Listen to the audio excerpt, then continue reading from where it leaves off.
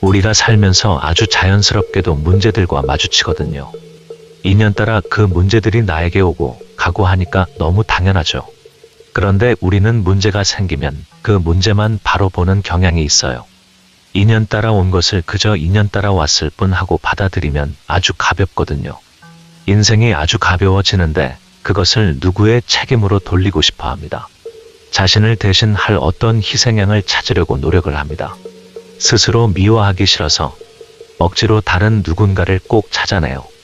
그래서 내 인생이 행복하지 않은 이유는 내 남편 때문이라고 생각한다든지 아니면 내 부모가 부유하지 않아서 내가 이 모양이야 라고 생각하곤 합니다. 오늘은 이런 희생양을 찾을 때 고민하지 마시고 제가 좋은 희생양을 만들어 드릴 테니까 누구를 탓하고 싶거나 원망하고 싶으면 제가 알려드리는 이 방법을 사용하시길 바랍니다. 하나의 방편에 불과하지만 여러분의 인생을 행복하게 바꾸실 수 있을 겁니다. 가정 내에서 다툼이 일어난다면 다른 사람들을 탓하지 말라. 내 자신의 마음과 행동에서 그 원인을 찾고 해결책도 거기서 구하라. 가정 내 구성원들끼리 다툼이 일어나면 우리는 항상 다른 사람의 탓으로 그 원인을 돌리곤 합니다. 우리가 생각했을 때 객관적으로 그 문제를 바라본다고 하지만 사실은 나의 행동에 대한 객관적 사실은 빠져 있는 경우가 많아요. 문제가 생기면 나를 탓하는 것보다는 남을 탓하는 게 더 쉽거든요. 내가 보는 시점에 따라 문제를 바라보기에 객관적으로 문제를 바라보지 못하고 더 손쉽게 남의 단점이 보이거든요. 자신을 돌아보기보다는 내 눈에 보이는 다른 사람의 행동을 탓하게 됩니다. 이것은 어느새 습관처럼 자리 잡아 문제가 생기면 항상 다른 사람을 탓합니다. 처음에는 그저 보이는 문제를 지적한 것일지라도 시간이 점차 지나가면서 그 사람의 문제가 더 많이 보이게 되거든요. 자꾸 단점을 찾으려고 하면 단점이 눈에 계속 보이고 더 커 보이는 법입니다. 단점을 찾는 능력이 더욱 강화되고 단단해집니다. 그리고 결국에는 자신보다는 다른 가족 구성원들의 탓을 하게 되는 겁니다. 어떤 문제가 일어났을 때 우리는 남들 탓하기 쉽잖아요. 더욱 안 좋은 게 부모님 탓을 깔고 가기 시작하는 겁니다. 내가 이렇게 된 것도 부모 탓이니 내 잘못도 부모 잘못이라고 하는 겁니다. 내가 이렇게 태어나게 만든 게 부모니 부모가 바꿔야 한다고 하는 거예요. 이게 문제가 부모 탓을 하면 그 원망이 끝이 안 납니다. 나의 모든 잘못을 돌릴 수 있는 좋은 희생양이 있으니까 어떤 잘못된 행동도 부모의 탓으로 돌려서 해결해 버리는 거예요. 삶을 완전히 부모에 의존된 사람처럼 부모의 잘못으로 바꿔버리는 거예요. 자기 삶이 그 정도로 부모에게 의존된 사람이라면 부모 말은 잘 들어야 하는데 그렇지도 않고 부모 말을 안 듣는 것도 부모 탓을 합니다.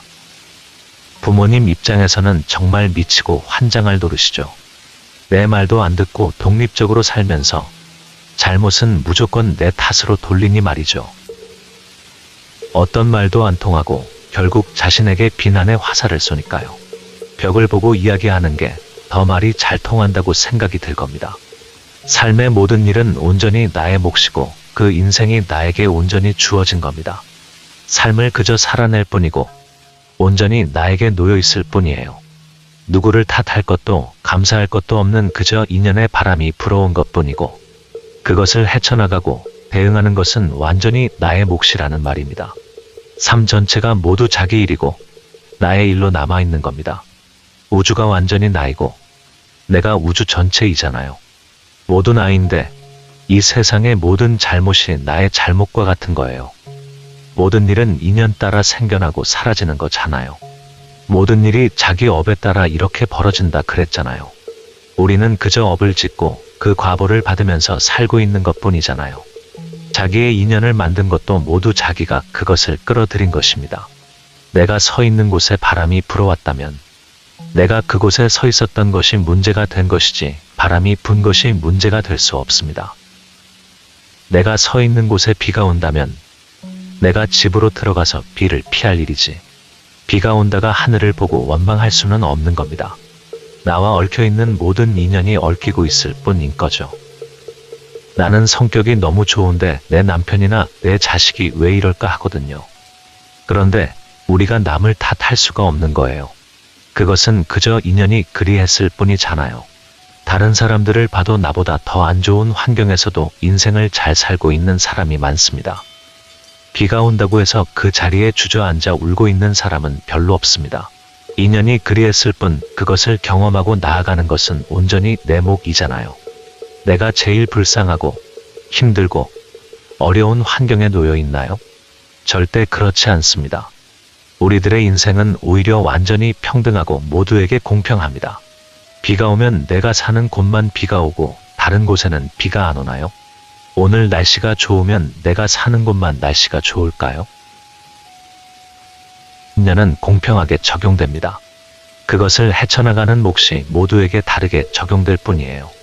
누구는 비가 올 것을 대비해서 우산을 가방에 들고 다닐 것이고, 누구는 아무 생각 없이 온몸으로 비를 맞고 있는 겁니다.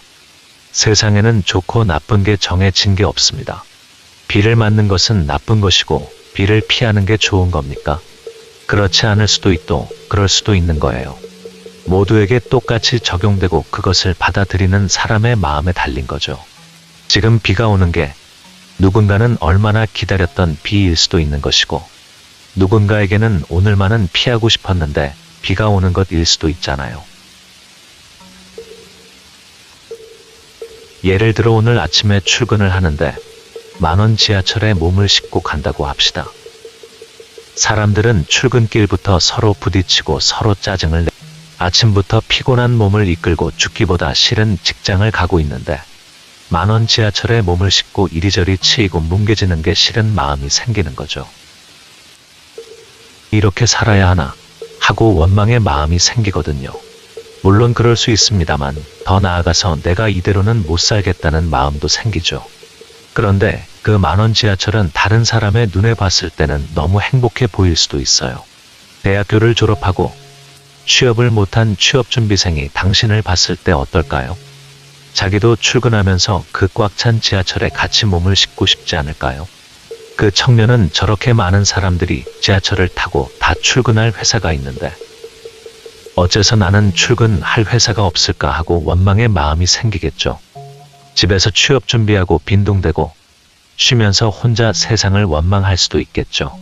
내가 취업만 성공하면 저런 지하철에서 꽉 끼어들어도 영어 공부를 한다든지 그 시간도 아껴서 자기 개발을 할 것이라고 다짐할 겁니다. 제발 저 지하철에 타서 출근할 회사만 생기라고 기도할 겁니다. 이렇듯 세상은 그저 내가 만든 허망한 생각에 따라 바뀌는 겁니다. 내가 이곳을 천국이라고 생각하면 천국이 되는 것이고요. 내가 지금 있는 이곳을 지옥이라고 생각하면 지옥이 되는 거예요. 우리는 우리가 눈에 보이는 것만 보고 그대로 판단하잖아요. 우리의 해석에 따라서 우리가 보이는 것을 판단하는 거예요. 자기가 죽기보다 싫어하는 이곳이 누군가에게는 꿈의 자리일 수 있다는 거예요. 세상은 모든 게 똑같이 아름답고 행복한 곳입니다. 우리 눈앞에 아름답고 평화로운 세상이 펼쳐져 있지만 나의 허망한 생각이 해석하고 잘못되게 판단하는 거죠. 내가 부여한 의미가 세상에 투영돼서 나에게 보이는 겁니다. 그것이 바로 오염된 눈으로 세상을 바라보는 사람이 하는 행동이에요. 자신이 만들어낸 거짓된 세상에 살면서 그 속에 사로잡혀 살고 있는 거예요. 평생을 자기가 만들어낸 허상 속에서 살다가 죽는 사람들도 있습니다. 자기가 믿어왔던 그 자신의 감옥에 갇혀서 사는 것과 마찬가지입니다. 자기가 감옥에 갇혀 있다는 사실도 모르고 그곳에 평생 머무르는 거예요. 온전히 있는 그래도 세상을 바라보지 못하고 허망한 생각에 사로잡힌 거예요. 신체를 딱 나라고 정해서 나와 남을 분리하거든요. 그러면서 나는 남보다 더 좋고 대단해야 한다고 믿어요. 나와 남은 절대로 구분되고 나누어질 수 있는 존재가 아니라 모두 하나인데 그것을 굳이 나누고 분리하여 괜히 경쟁의식을 가져요. 잘 나가는 직장 동료를 시기하고 잘 사는 옆집을 미워합니다.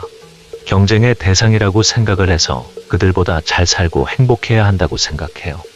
남과의 경쟁을 통해서 자신의 우월성을 확보하고 내가 남들보다 잘 살아야 한다는 당위성을 부여하려고 해요. 우리 모두가 하나인데 자기가 스스로 경쟁심을 부여해서 그 사람과 싸웁니다. 자기가 만들어낸 허상의 적을 만들어서 그들과 싸우는 거예요. 혼자 싸우기 시작하니까 그 경쟁에 끝이 없어요. 언젠가 누구는 승리하고 패배하고 이럴 줄 알고 끝까지 싸웁니다. 그런데 나중에 시간이 지나고 보면 스스로 자신과 싸운지를 알아요. 그러면 후회되고 지나온 시간이 아깝게 느껴지죠. 내가 지금 힘들고 괴롭고 고통스러운 삶을 살고 있다면 사람들은 자기가 있는 환경을 원망하고 탓하거든요. 왜 내가 이런 불우한 환경에서 자랐을까 하고 자기 주변의 환경을 탓해요. 그런데 그 주변의 환경이 그럴지라도 그 환경이 불우하다는 생각은 자기 스스로가 만들어낸 허망한 생각이거든요. 자기 스스로 생각 속에서 만들어낸 지옥에 들어가서 살고 있는 거예요. 내 주머니에 10,000원이 하나 있어서 그것으로 불우 이웃을 도왔다고 합니다. 그 자체로 얼마나 가치 있고 행복한 일입니까? 다른 사람들이 보기에도 그 얼마나 가치 있는 일이에요. 남을 돕는 것이 곧 나를 돕는 것임을 아는 사람이라는 뜻이잖아요. 그 자체로 정말 인성이 좋고 훌륭한 사람입니다.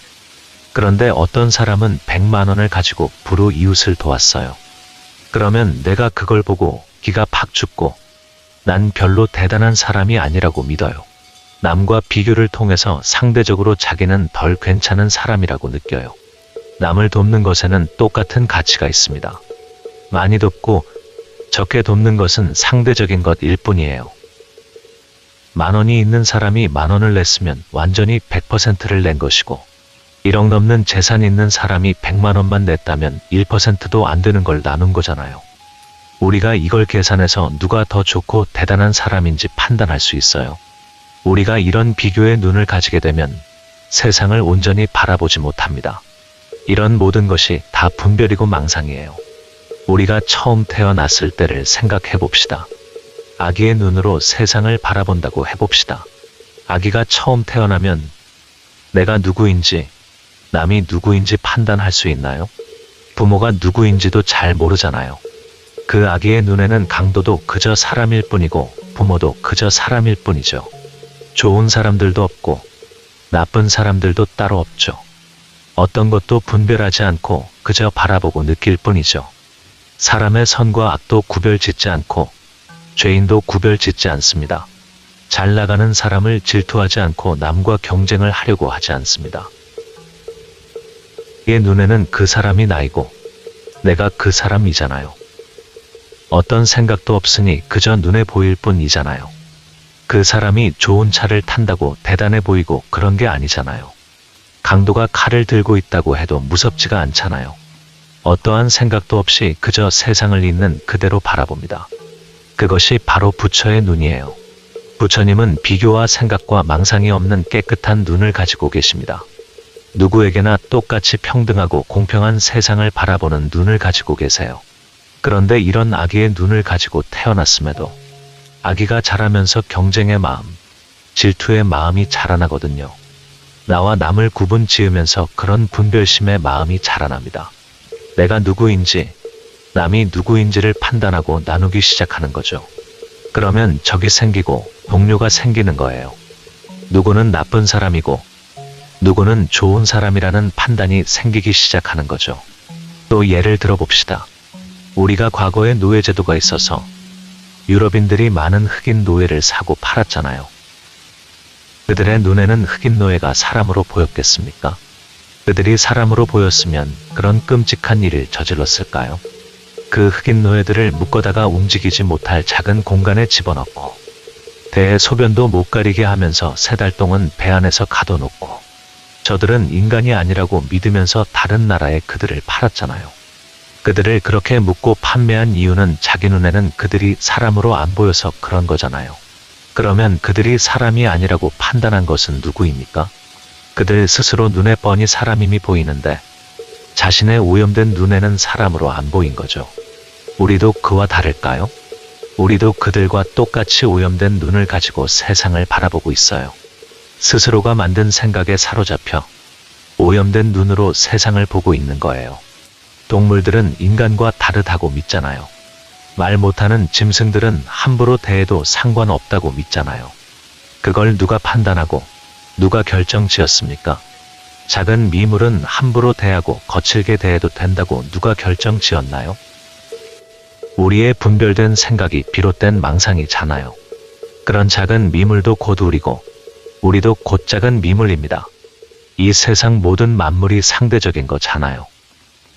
여러분이 옳다고 믿고 그르다고 믿는 그 모든 것들도 역시 여러분의 망상이 만들어낸 허상입니다. 동물들도 똑같이 우리와 같은 권리를 가지고 살아가고 있습니다. 어떻게 보면 우리가 생각하는 모든 것들이 모두 잘못된 것이 많습니다. 단 하나도 빠짐없이 잘못되고 그릇된 생각으로 가득 차 있어요. 어떤 아주 작은 생각일지라도 그릇된 생각임에 틀림없습니다. 여러분이 노예를 팔아넘겼던 시대에 살았다면 당연하게 흑인 노예를 어떤 거부감도 없이 팔아넘기고 있을 겁니다. 왜냐면 오염된 눈으로 똑같이 세상을 바라봤을 거잖아요. 그러면 그들과 똑같이 생각하고 똑같이 믿었겠죠. 흑인 노예는 사람이 아니니 함부로 대해도 상관없다고 믿었겠죠. 똑똑하고 뛰어난 사람들도 예외 없이 똑같이 행동했을 거예요. 같은 생각의 틀을 만들어 서로에게 작용하고 관념의 틀을 구축했을 거잖아요.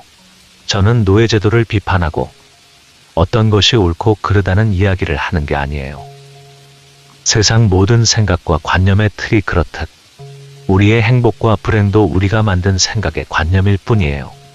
그런 생각에 사로잡히면 세상을 온전히 바라볼 수 없다는 이야기를 하는 거예요. 관념과 생각으로 머리가 가득 차면 어떤 것도 제대로 바라볼 수가 없는 거예요. 내가 지금 살고 있는 내 인생이 불행한 것 같잖아요. 그것조차도 관념이고 내가 생각해낸 망상입니다.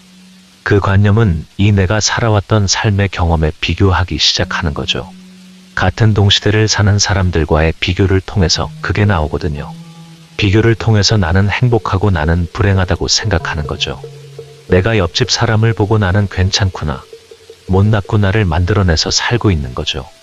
우리나라에서 제일 가난한 사람이 스스로를 너무 불쌍하다고 믿고 있을지라도 아프리카에서 다 죽어가는 아이들 옆에 갖다 놓으면 엄청난 어떤 풍요로움을 느끼는 사람일 수도 있을 거거든요. 아마도 그러나 그 관념에 사로잡히게 되면 나는 최악인 거예요. 나는 지옥을 경험하고 있는 거예요. 내가 아무리 뛰어나고 대단한 인물이라고 믿을지언정 다른 것들과 비교하면 상대적으로 초라할 수도 있는 것이고, 내가 정말 하찮고 한심하다고 하더라도 다른 것들과 비교하면 상대적으로 대단할 수 있는 거잖아요. 우리는 그저 이런 관념에 빠져서 세상을 제대로 못 보고 있는 거예요. 자기 관념에 사로잡혀서 그것밖에 안 보이는 거예요. 어떤 사람이 긴 수험 생활을 끝내고 공무원에 합격한 거예요. 자기가 오랫동안 꿈꿔왔고 희망해왔던 공무원에 드디어 합격해서 출근을 한 거죠. 그런데 막상 공무원 생활을 하다 보니까 이게 자기가 생각한 거랑은 다른 거죠.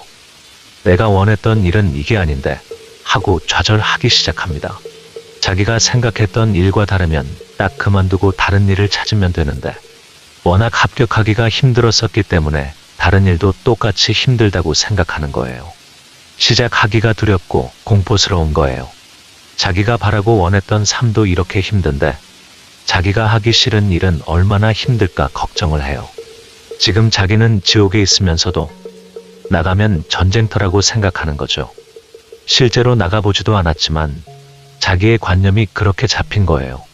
그러면서 밖은 전쟁터고 여기는 지옥이니까 차라리 지옥에서 버티자 이렇게 된 거예요.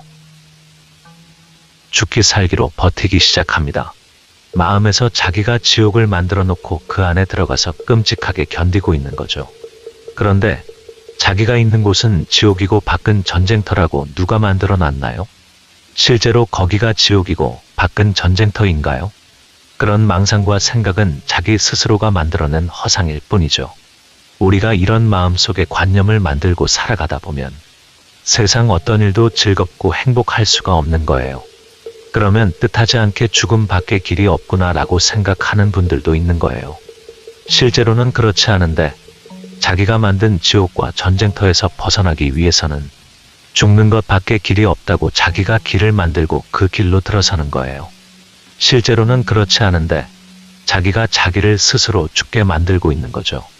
우리가 예전에 수능 시험을 보면 그날 죽는 학생들이 종종 있었거든요. 이런 소중한 생명이 스스로 목숨을 끊어가는 일이 왜 만들어졌을까요? 대학이 목숨보다 중요하고 세상에서 가장 좋은 가치라고 누가 만들었나요? 이런 허망한 생각과 망상이 흑인은 노예라고 믿는 사람들과 다른가요? 아직 가치관이 형성되지 않은 청소년들에게 대학을 못 가면 인생이 망한다고 누가 가르쳤나요? 저는 이런 그릇된 생각과 가치관을 갖고 있는 것도 잘못이라고 여기지만 더욱 위험한 것이 남들에게 그것을 전파하는 거라고 생각해요. 사람들은 자기 주변 사람들의 생각에 쉽게 전파됩니다. 생각은 감정과 같아서 주변 사람들에게 퍼지고 전달되는 경향이 있어요.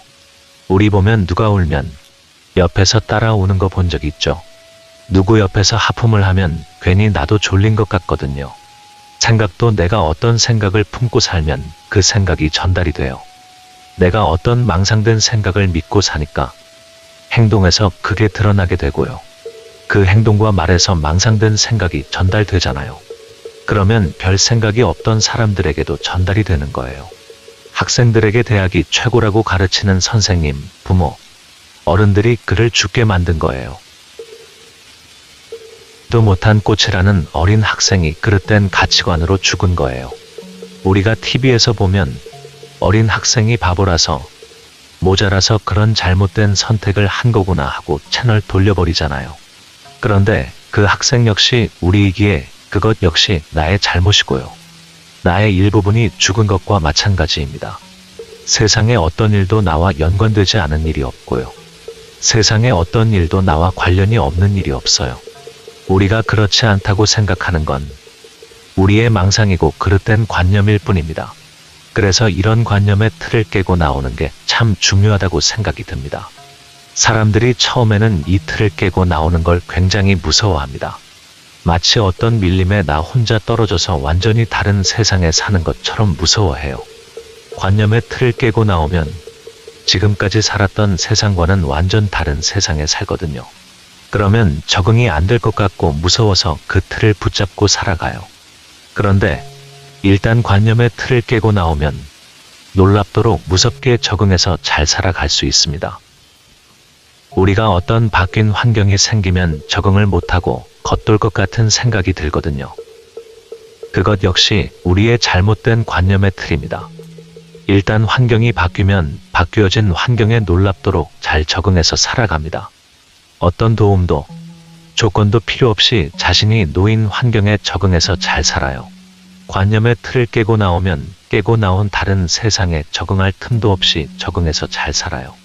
우리가 오히려 관념의 틀 안에서 스스로를 죽이는 일은 있어도 관념의 틀 밖에서 적응을 못하는 일은 없습니다. 자기 생각에 갇히면 거기에 사로잡혀가지고 그것이 실제인 줄 알고 갇혀버리는 거예요. 절대고 그것은 실제가 아니라 거짓된 허망한 생각의 틀일 뿐입니다. 근데 우리 모두가 그러고 있단 말이에요. 지금 내가 생각하는 이 세상은 내가 만들어낸 세상임에 불과해요. 내가 생각하는 나라는 사람 그것도 내가 만들어낸 허상임에 불과해요. 우리 가족을 단정짓고 정해놓는 것 역시도 내가 그렇게 생각한 망상에 불과해요. 실제 그런 현실이 있는 것이 아닙니다. 그것은 우리가 만들어낸 생각 속에 있을 뿐입니다. 우리의 삶은 우리 눈앞에 온전히 그대로 펼쳐져 있는데 우리의 생각이 개입되어 그것을 완전히 다르게 받아들이거든요. 관념 속에 그걸 내가 만들어서 그 속에 내가 빠져 살았던 것뿐이에요. 어떠한 생각의 분별은 어떤 것도 맞을 수 없잖아요. 이건 절대적으로 맞아 이런 게 없다니까요. 아무것도 없다니까요. 세상에서 절대적으로 맞고 틀린 것은 없잖아요. 옳고 그른 것이 있나요? 세상은 모두 옳을 뿐, 모두 그를 뿐이에요. 세상이 오로지 하나인 까닭입니다. 옳고 그른 것으로 나누어져 있지 않는데 어찌 옳고 그름을 판단할 수 있겠어요? 어떠한 절대적으로 진리조차 정해진 게 없습니다. 정해진 것이 없다는 것이 오히려 절대적인 진리에 가깝습니다. 어떤 생각이 극단에 치우치면 옳고 그름이 생기잖아요. 이것은 맞았고 이것은 틀렸다는 기준이 있어야 할 것이잖아요. 그런데 그런 기준이라는 것 자체가 원래는 없는 거예요. 기준이 없으니 옳고 그름을 판단할 수가 없잖아요. 딱 정해진 극단이 있어서 여기까지가 맞는 것이고 여기까지는 틀린 거라고 할 수 없잖아요. 그러니까 우리가 항상 중도라는 이야기를 많이 하잖아요. 불교에서 항상 어디에도 치우치지 않는 중도를 이야기를 많이 하는 거예요. 치우칠 필요가 전혀 없는 것이 우리 세상이거든요. 왜냐하면 세상은 온전히 하나이고 그것 자체거든요. 그것 자체로 중심을 잡고 있는 것인데 내가 중심을 흐트릴 필요가 없는 거죠. 어떤 것이 옳고 그름에 치우친다면 그것은 중심이 흐트러졌다는 뜻입니다. 세상은 옳은 것도 틀린 것도 좋은 것도 나쁜 것도 없습니다. 이런 게 없다니까요. 그게 없다라는 게 진리예요. 그것이 바로 진정한 불교에서의 중도의 가르침이잖아요. 그러면 내가 옳다고 여겼던 모든 것들이 사실은 옳지 않을 수 있는 가능성이 있다는 얘기죠.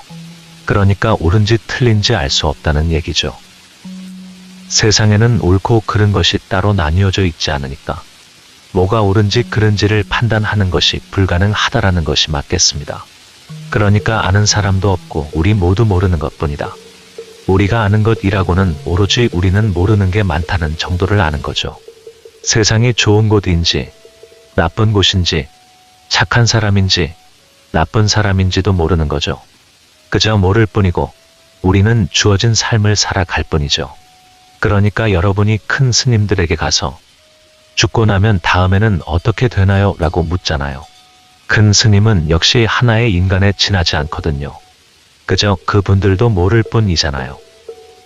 답이 없는 질문을 하는 것과 완전히 똑같습니다. 오히려 저는 우리가 모른다는 것을 안다는 것이 더 중요한 것 같아요. 어떤 사람들은 모르면서 자기가 아는 게 많다고 생각하거든요. 그러니까 아는 것에 집착하지 마시길 바랍니다. 안다고 해서 진짜 아는 것이 아니기에 안다고 해서 달라질 게 하나도 없습니다. 그리고 인연에 따라 일어나면 이것이 나에게 어떤 장점이 있고 어떤 단점이 있는지 따져보는 사람이 많은데요. 여러분이 따져보았던 모든 것들은 제대로 맞는 것이 없습니다. 하나도 맞는 것이 없고 그저 인연 따라 흐를 뿐이거든요. 인생은 새옹지마입니다. 완전히 인연에 따라 흐를 뿐이고 우리는 그 안에서 온전히 바라볼 뿐입니다. 어떤 걸 취사 선택하고 내가 원하는 선택을 하려고 노력하지 마세요. 어떠한 의미도 없고 그것이 맞는 것도 아니고 당신이 아는 것도 아니에요. 맞는지 틀린지 몰라도 주어진 삶에 최선을 다해서 살아나가시면 됩니다. 힘들고 어려운 일이 닥쳐서 나를 고통 속에 놓여 있게 만들더라도 이런 일이 나에게 왜 일어났지는 고민하지 말고 이게 고통스러운 즐거운지도 모르고 그저 주어진 일을 열심히 하면 되는 겁니다. 따로 내가 생각하거나 판단 내려서 피하거나 집착하거나 할 필요도 없는 거죠. 내가 아무것도 모르는데 판단을 내릴 수는 없는 거잖아요. 그냥 주어진 것들에 최선을 다해서 삶을 살아가기만 하면 돼요. 우리에게 주어진 인생이 그렇게 어렵거나 생각을 많이 할 필요가 없거든요. 그냥 눈앞에 있는 진실을 바라보고 그것을 수행하면 그걸로 된 겁니다. 내 생각과 주관적인 판단이 들어가면 생각을 따라가게 되고요. 허망한 생각과 거짓된 망상으로 불행을 쫓아다니게 될 겁니다. 항상 나는 진실을 모른다는 마음을 가지고 있는 그대로 세상을 바라봐 주세요. 어떤 일이 닥치면 이 일은 어떤 삶의 지혜를 주기 위해서 왔을까라고 바라보세요. 그냥 있는 그대로 투명한 눈빛으로 그냥 볼 뿐인 거예요. 시간이 지나면 그러한 일들은 시절 인연을 타고 당신에게 옵니다. 그것들이 저절로 경험하고 깨닫는 순간들이 옵니다. 내가 끌어당기거나 밀어내거나 할 필요가 전혀 없습니다. 그것들은 내가 당기거나 밀어낼 수 있는 일들이 아니에요. 그저 시절 인연을 타고 이리 갔다가 저리 갔다가 하면서 움직이는 게 전부입니다. 그렇게 우리에게 주어진 일을 그저 경험하게 되는 겁니다. 삶에서 그것들이 저절로 허용되도록 나의 온몸을 맡기는 겁니다. 강물에 흐르는 통나무들처럼 그저 온전히 내 몸을 맡기는 거죠. 인연 따라 흐르다가 돌에 끼어 멈추기도 하고 폭포에 휩쓸려 떨어지기도 하듯이 그저 완전히 내 맡기는 거죠. 내가 잠시 돌에 끼어 멈추는 게 좋은지도 나쁜지도 모른 채 그저 흐를 뿐이죠. 그것들은 통나무 입장에서 보면 좋을 수도 있고 나쁠 수도 있죠. 진실을 그것이 좋은지 나쁜지 모르는 거거든요. 그래서 저는 여러분들에게 오히려 모름을 믿으라고 말씀드리고 싶습니다. 안다고 건방지게 오만함을 부리지 말고 모름을 인정하고 받아들였으면 좋겠어요. 내가 무언가를 알고 있다고 생각이 들면 다른 것들을 받아들이는 게 힘들어져요. 오히려 다른 새로운 것들을 밀어내고 온전히 받아들이지 못하게 해요. 그런데 진짜 그것을 아는 것도 아니고 가짜로 알고 계신 거잖아요. 세상에 진실이 없는데 그것을 당신이 알 수가 있나요? 그러니 오히려 내가 모른다는 것을 인정하고 모름을 믿어 보십시오. 두려울 게 없고 공포에서 사라지고 삶에서 가벼워집니다. 내가 지금 대단히 힘들고 외로운 상태에 놓여 있다고 해도 그것이 내가 힘들고 외로운지 모른다면 그저 그 삶을 받아낼 수 있거든요. 그런데 내가 지금 삶이 아주 평화로운 순간이라도 스스로를 너무 고통스럽고 괴롭다고 알고 있다면 그 삶은 살아낼 수가 없는 겁니다. 알면 주어진 삶의 고마움도 알지 못하고요. 모르면 주어진 삶이 고통일지라도 그저 나아갈 수 있는 힘이 생깁니다. 삶은 이대로 완전해요. 완전해서 완전한 게 절대로 아닙니다. 완전하다는 것도 말이고 그냥 이대로 완전하다는 게 전부입니다. 참 이상한 이야기인데 삶은 완전하지 않아서 온전히 완전하게 있는 겁니다. 그러니까 여러분 머릿속에 있는 완전함의 관념이 잘못된 거라니까요. 완전함이라는 것은 여러분 눈에 보이는 것들을 비유하는 말이에요. 우리의 삶이 그대로 완전한데 이게 완전해 보이지 않다고 하고 계신 거예요. 왜냐면 내가 생각한 완전한 것은 지금 눈에 보이는 세상이 아니거든요. 자기 상상 속에 완전한 세상을 만들어 놓고 그것이랑 지금 세상을 비교하거든요. 그런데 눈에 보이는 세상이 진실이고 진리이지. 여러분 상상 속에 있는 완전한 세상은 거짓이고 망상이라니까요. 여러분이 생각하는 완전한 세상은 완전히 잘못되었고 완전히 가짜입니다. 그러나 여러분의 눈에 보이는 지금 이 세상은 그대로 완전합니다. 우주법계라는 것은 언제나 여러분의 눈앞에 놓여 있고 여러분의 손에 쥐어 있을 뿐이에요. 우리가 눈앞에 펼쳐진 진리도 알아채지 못하고 살아가잖아요. 그런데 여러분이 어떤 것을 알고 좋은 것을 구별할 수 있겠어요? 우리는 그저 아무것도 모르고 완전히 모를 뿐입니다. 마음 가는 대로 누군가에게 피해 주지 않으면서 그게 자비의 삶인 겁니다. 나는 어떤 것도 모를 뿐 하고 사는 사람이 정말 지혜로운 사람이에요. 내가 무엇인가를 아는 척하는 건 어리석은 삶이에요. 왜냐면 우리는 단 한 개도 아는 게 없기 때문입니다. 우리가 조금이라도 알고 있다면 아는 척이라고 하겠지만 우리가 어떤 것을 안다고 하는 것은 하나도 빠짐없이 거짓말입니다. 토끼가 여우한테 쫓기는 걸 보고 내가 토끼를 보호해 줬다고 합시다.